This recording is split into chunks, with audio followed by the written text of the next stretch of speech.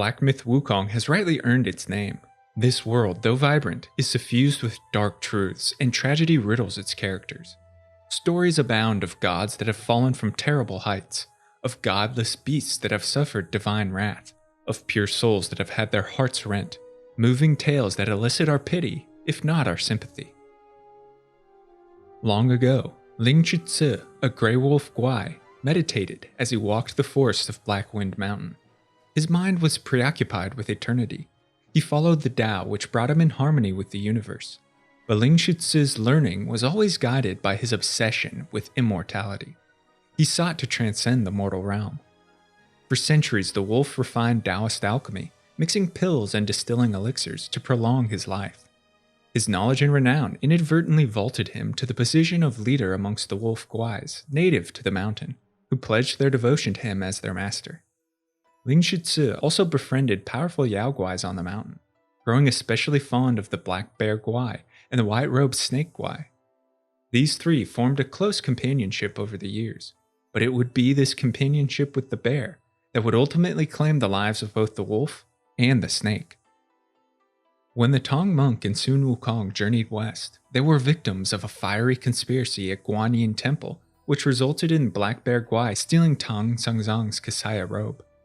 Sun Wukong stumbled upon the trio as Lingxuzi prepared to gift the black bear with magical pills to celebrate his success, and the Monkey King avenged his master's disgrace. White-robed Snake was slain on the spot. Lingxuzi fled, but the monkey cornered him. His centuries of Taoist practice and meditation, his years of pill concoction, his obsession with immortality couldn't spare Lingxuzi from his fate, and the wolf guai was killed by Wukong. His death and the black bear guai's submission unsettled Black Wind Mountain for generations. The lesser wolf guais marauded aimlessly and lamented their master's fate. Generations later, the black bear guai returned to the mountain following his discipleship under Guanyin, this time in possession of a powerful but potentially dangerous artifact, the Craving Eyes Relic, one of Sun Wukong's 5 senses that were distributed amongst Yao Guai kings following the great sage's death. Black Bear could never hope to wield its full power. He admits as much in dialogue. Exactly, and this thing is eerie. I had no idea how to make use of its power. But he drew enough strength from the Craving Eyes to assert dominance once more over Black Wind Mountain. Much to the dismay of the native wolf tribes, Black Bear opened up the mountain for distant wolf tribes from Shituo, who fled persecution and destruction of their lands. These wolves were more aggressive in nature, more reckless in temperament, and cared for physical strength over spiritual cultivation, which led to friction between the wolf tribes. This animosity can be heard in an anecdote from the wolf archer lore. How generous our king is, far better than the Lingxuzi, who was good at making pills but never shared them with his underlings. The youngster's words cast a shadow across the old wolf's face, and he silently took his leave. Within a few days, while venturing outside, the youngster was killed by several arrows, each piercing his heart. Black Bear Guai grieved for his lost friend, and his control over the wolf tribe slipped by the day. He devised a plan to solve both, but would only lead to further anguish. This we hear hinted at in the lore. To appease them, the Black Bear Guai pledged to revive old Lingxuzi, yet mere days after the awakening, the old wolf vanished, and no one had seen him since. Using what power he could draw from the Craving Eyes, Black Bear Guai performed infernal rites to resurrect Lingxuzi, to pull the Grey Wolf from death and return him to the living. This required the will released by the flesh and blood of dozens of wolf guais, dozens of creatures once loyally sworn to the Grey Wolf. Lingxuzi is returned, but filled with profound melancholy. Is this the immortality he had pursued? To draw life from the death of those who love you, to be pulled into schemes of others and slayed needlessly. In conversation with the white-clad noble, we hear Lingxuzi's mind. You and I should not be here. My return from death, was it not a scheme? Living like this, I can barely sleep or eat in peace. Living like this on their blood, how could I bear to do that? The wolf walked into the forest and disappeared. After defeating White-Clad Noble, the Destined One enters a copse which shows Lingxuzi's fate. So tormented by his new life, that he hanged himself. The limp, gray body is surrounded by wolf guais who honor their master's second passing. The death of Lingxuzi sunders the wolf tribes, as Black Bear next elevates the exiled leader of Shituo to supreme guai and grants him the deceased wolf's name. The new Lingxuzi is savage and commands fear rather than respect. The native wolf guais plot in secret to rebel against his rule, but word of their treason reaches him. Under the guise of a census and roll call, Lingxuzi gathers all of the dissidents in Guanyin Temple and prepares for merciless slaughter.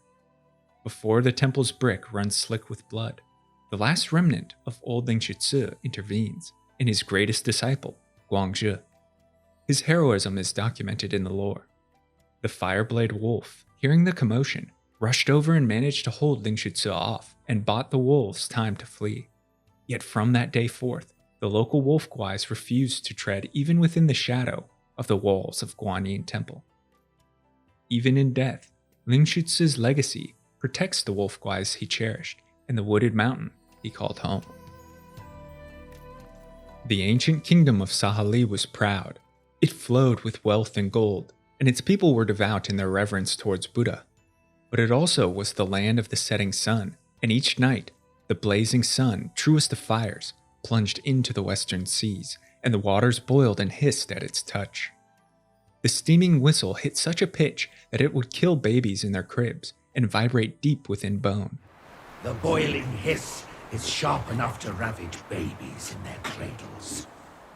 To spare his worshippers, Buddha gifted to Sahali the drum of the setting sun, its own percussion strong enough to neutralize the sea's hiss. Each night, grateful mortals beat the drum, and each day new gilded statues rose towards heaven to thank Buddha for his mercy.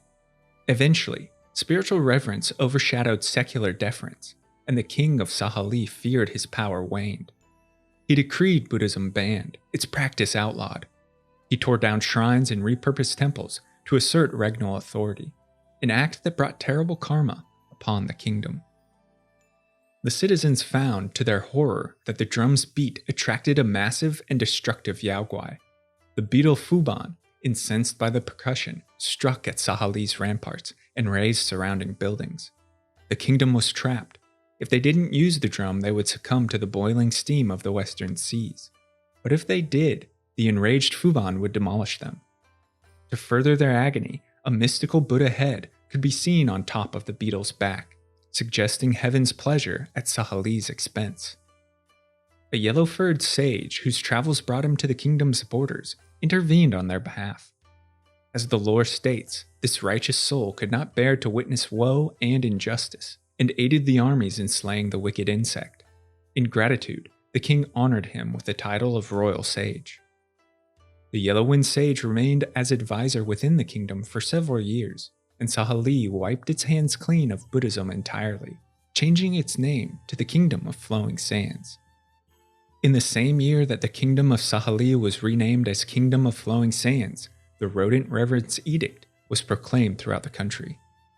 In a stroke, Flowing Sands became a haven and refuge for rat yaoguais who flooded from beyond the horizon.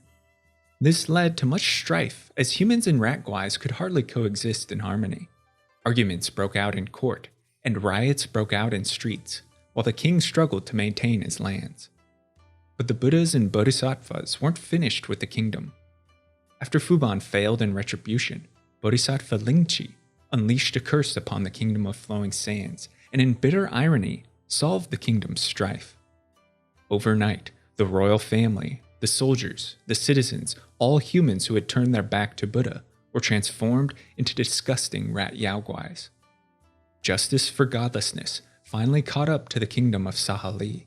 Once an abundant realm of gold and honey, it lost its luster, and just as its name transformed, so too did its people, their forms a living reminder of their transgression. In the king's most dire need, his trusted advisor too disappeared. The Yellow-Wind Sage was captured by Bodhisattva Lingxi and forced into unwilling discipleship during the travels of Tong Monk and Sun Wukong. Over time, the kingdom fell to ruin, buried under relentless sands and forgotten to myth, while its displaced royals wandered aimlessly. This spread beyond Sahali and festered in all lands of Yellowwind Ridge. Once fertile valleys dried, small towns were abandoned or fell to banditry, and it's inferred that Lingxuzi planted Buddha heads throughout the region to draw will from living beings and corrupt their souls. The Buddha heads were powerful enough to transform a stone guai into the formidable Shigandang, infected by the several that adorn its back. The king of flowing sands never forgot Bodhisattva's actions against his people and was fueled by hatred. We see many Buddhist statues across Yellowwind Ridge in various states of desecration, some with their heads removed, others completely ruined. When the Yellowwind sage returned to the ridge, this time in possession of Lingxi's decapitated head, the king swore complete fealty to the guai that secured his vengeance. The king and his rat guais defend the Yellowwind formation, ensuring that their master is undisturbed as he attempts to wield the full power of Wukong's relic. Flowing Sands suffers one final agony. Tiger Vanguard, the lieutenant of Yellowwind Sage, demands a steady stream of rat yaoguais to feed an insatiable hunger. Within Crouching Tiger Temple, devoured bodies surround a pool of blood that signifies the sacrifice of Sahali's descendants. There is one who managed to escape Sahali's ruin, though he still met suffering. The king of Flowing Sands had 3 children. The first was a great warrior who saw in Yellowwind Sage a false friend, a foe to be defeated. The second was devoted to the throne and wished only for his father's praise.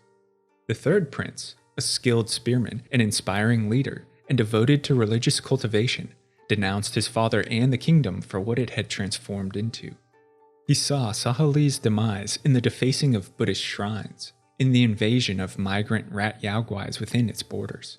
He wiped his hands clean of the kingdom and severed his connections to the throne, before setting off to make his own path, narrowly escaping his own transformation into a rat guai. The third prince's resentment drove him into discipleship of Bodhisattva Gyoshiwang, who the lore states was an expert at subduing yaoguais. This was precisely the skill that the third prince sought to learn, as his homeland was plagued by rampant yaoguais. In anger, he sought vengeance for his kingdom and the skills to achieve it. For years the third prince practiced. His growing renown spread and attracted like-minded warriors and skilled soldiers from across the land. 4 brave captains swore fealty to the prince and helped lead his retinue in battle against threatening yaoguais. Third Prince even lent aid to Sun Wukong during the journey west, as it's mentioned that he had faced Yellowbrow on more than one occasion. Word soon reached the prince that his chief enemy, the Yellowwind Sage, had been defeated and disappeared from the ridge. But rather than return immediately to his homeland and rid it of rat yaoguais, he remained in his mountain practice and threw himself deeper into self-cultivation. Perhaps he thought the sage's demise would bring splendor back to Sahali. Or perhaps he couldn't bring himself to slaughter his people and his family, who had since been transformed.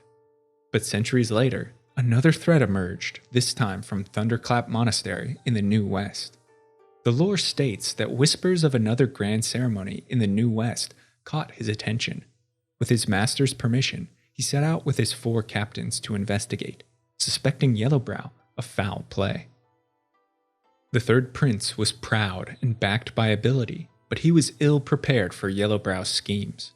The grand ceremony was a trap for Yellowbrow to capture, subdue, and enchant powerful celestials and other beings to submit themselves to his worship within the cult of absolute bliss. His magic, greatly enhanced by the great sage's hubris-nosed relic, proved irresistible for many caught in Yellowbrow's trap. Not even the constellations Kangjin Star and the Dawn Star escaped, and their minds bend to his will. The third prince and his devout captains throw themselves at Yellowbrow, but physical strength can't protect their minds against the Yaoguai King's insidious whispers. You posed as my Treya and tricked us here for a false feast. 4 mighty captains, now mere pawns of Yellowbrow. They are defeated and corrupted one by one. A broken prince beseeches his bodhisattva master in future messages, which read, "Master, we have suffered a resounding defeat. This is not the first encounter we've had with him, and yet here we stand, vanquished once more. Master, The 4 captains must have been bewildered by some evil spells.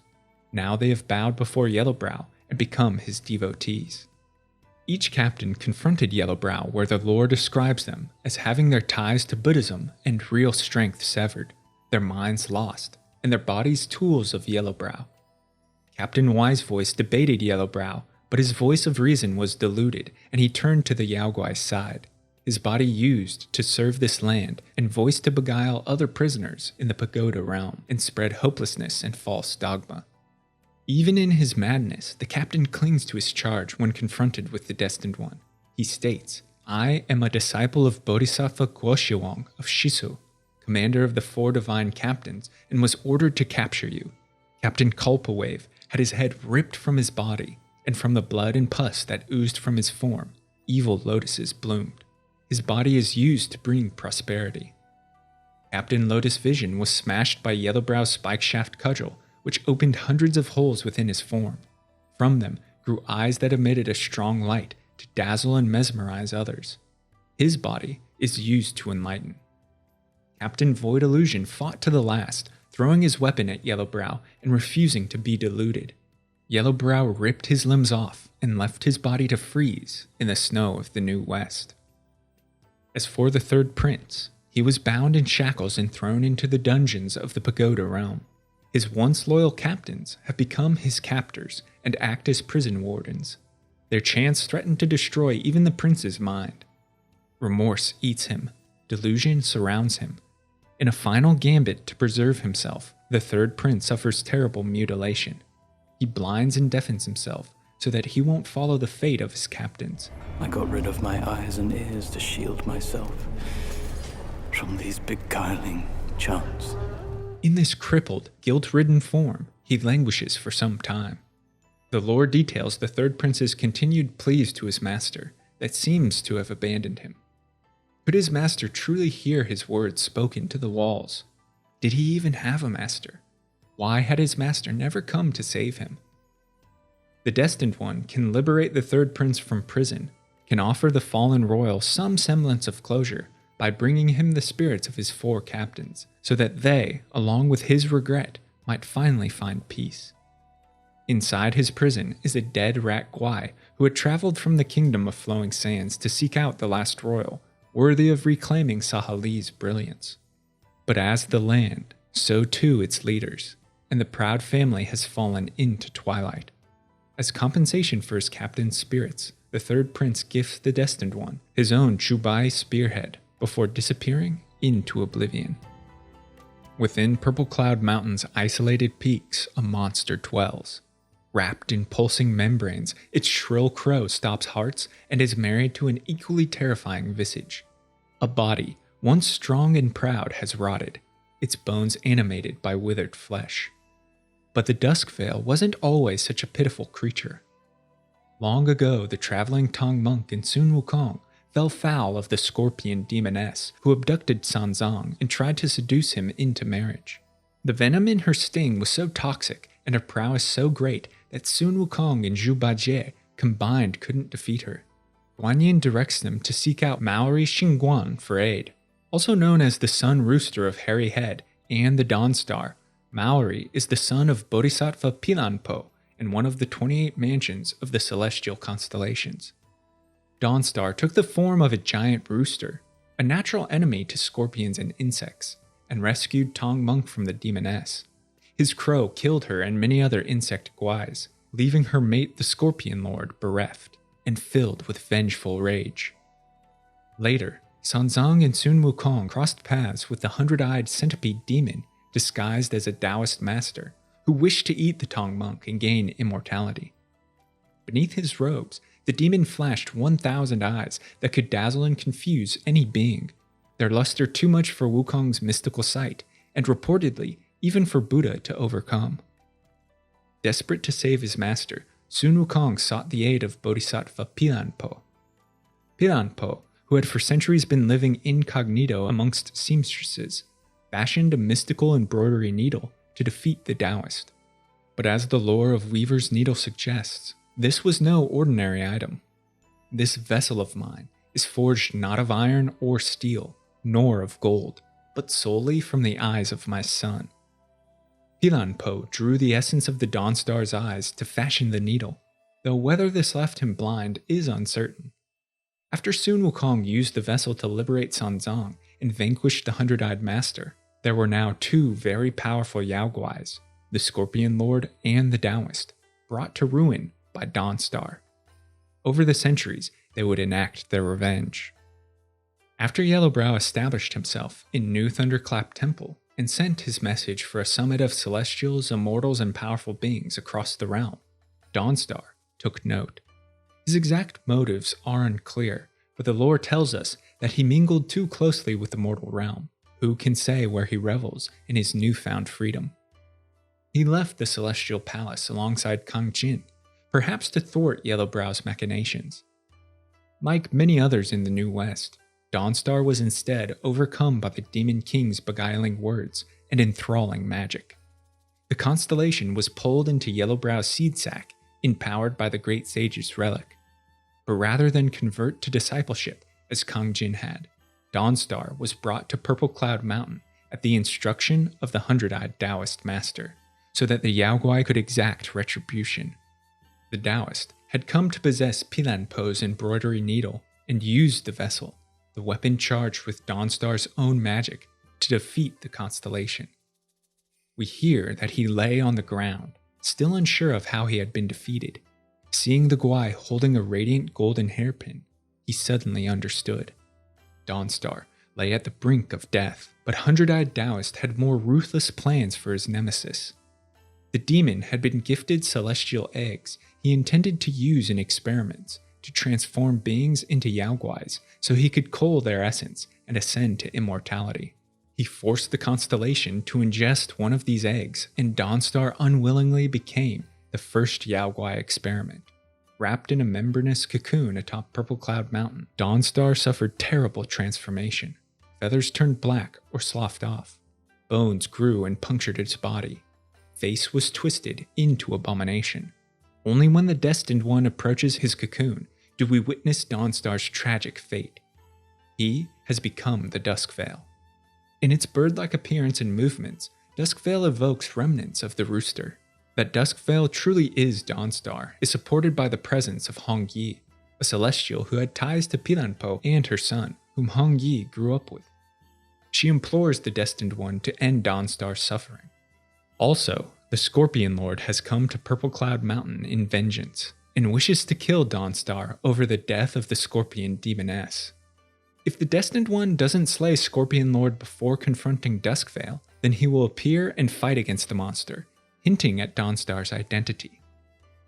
The bull-like head of Duskveil could be referenced to his position as a celestial mansion that coordinates with the western constellation Taurus, the bull.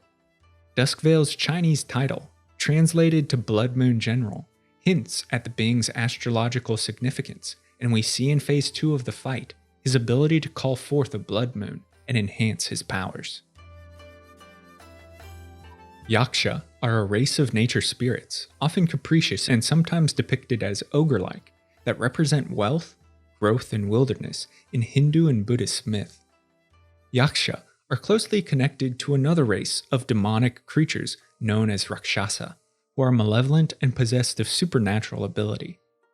The Yaksha once ruled a great and proud kingdom of warriors within the Indian subcontinent. The king had in his council 8 brilliant generals, the greatest of these, Mi Yan, who trained with Taoist immortals at the foot of Mount Lingshan and led Yakshas in countless victories. But their success, perhaps their arrogance, and their wealth earned the Yaksha kingdom disdain from Buddhas and Bodhisattvas.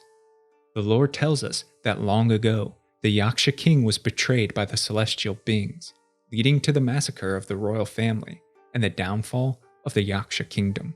Their cities were besieged by Buddhist forces, their lands pillaged and razed by Arhats. Buddhists isolated and encircled Mi Yan's forces, beheading the formidable general before marching on the imperial palace.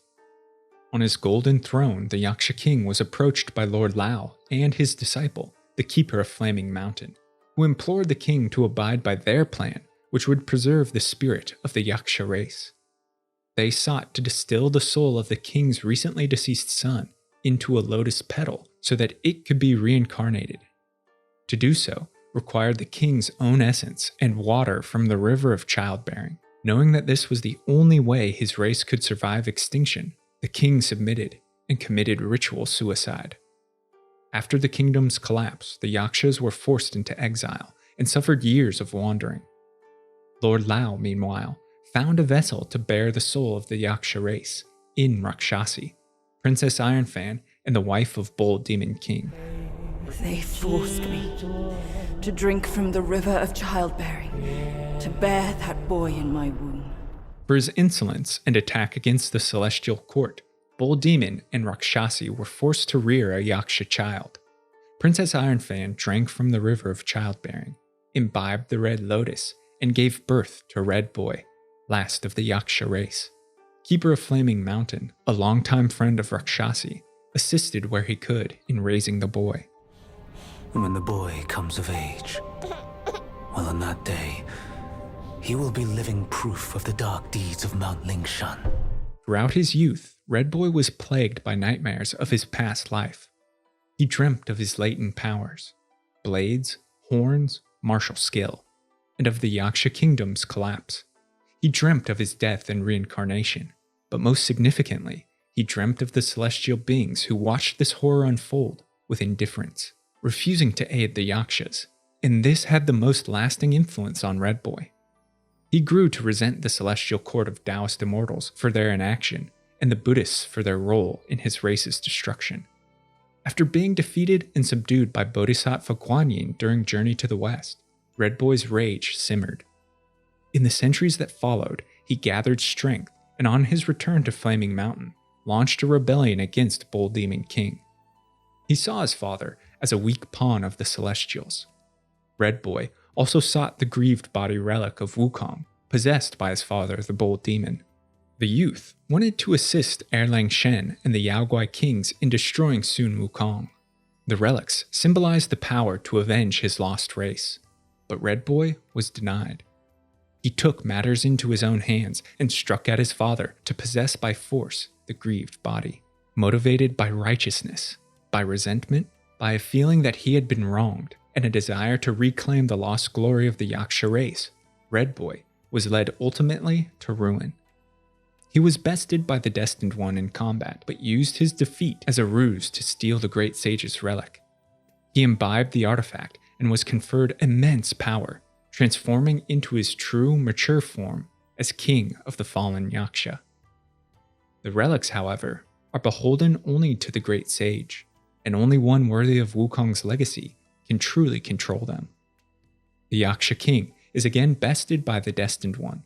Princess Rakshasi intervened. She sought aid from the celestial court on her son's behalf, whom she had grown to love.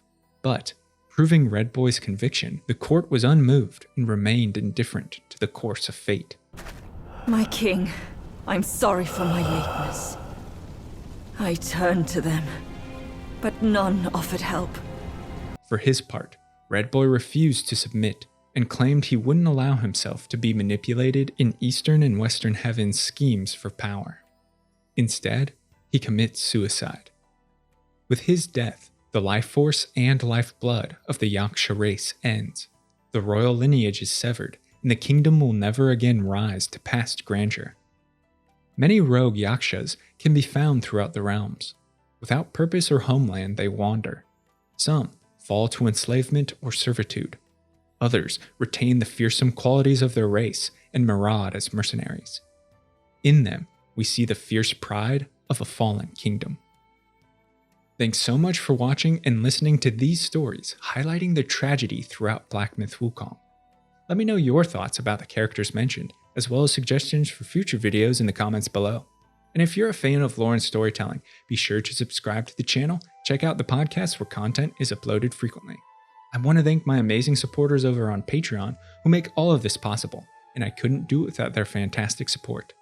If you'd like to become a lore luminary for access to me, a great community, written scripts, and early video drops, head to patreon.com/thelorebrarians to learn more. Until next time, go forth and explore the lore.